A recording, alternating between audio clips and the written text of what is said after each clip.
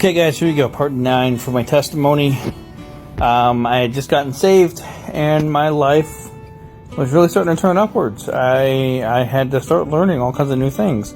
But that would be the end of my testimony, how I got saved. But it's not the end of my story. I have more to tell you. So, I ended up graduating high school. I was a very, very, very devout Christian. And I was also studying quantum physics and relativity. I gained a huge interest in science because I had this nagging question: how can evolution be true and the Bible be true at the same time? And so I started studying deep into evolution. I started studying deep into creationism, and I ended up saying evolution's hogwash. And I'm sorry if you guys are atheists out there and you believe differently. You know what? That's okay. That's your choice. And I'm not going to shove my choice down your throat. And I just hope that you don't shove your choice down my throat too. I learned a lot. I learned a lot. At 16 years old, I could explain to you how black holes are formed.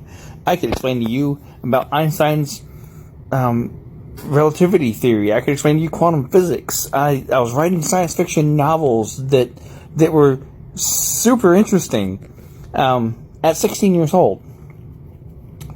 I also had severe ADHD that was not diagnosed.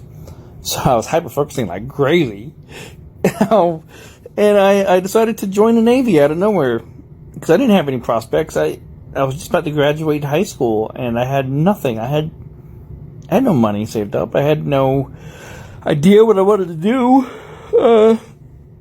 My older brother just joined the Navy, so I was like, I'll join the Navy. So that's what I did. I served 5.5 years in the U.S. Navy. And I was the weirdest U.S. Navy guy you ever saw. Because I was a devout Christian. And I was weird about it. At the same time, secretly, I was still addicted to pornography. As a Christian, addicted to pornography. That warped into cybersex. Which was just...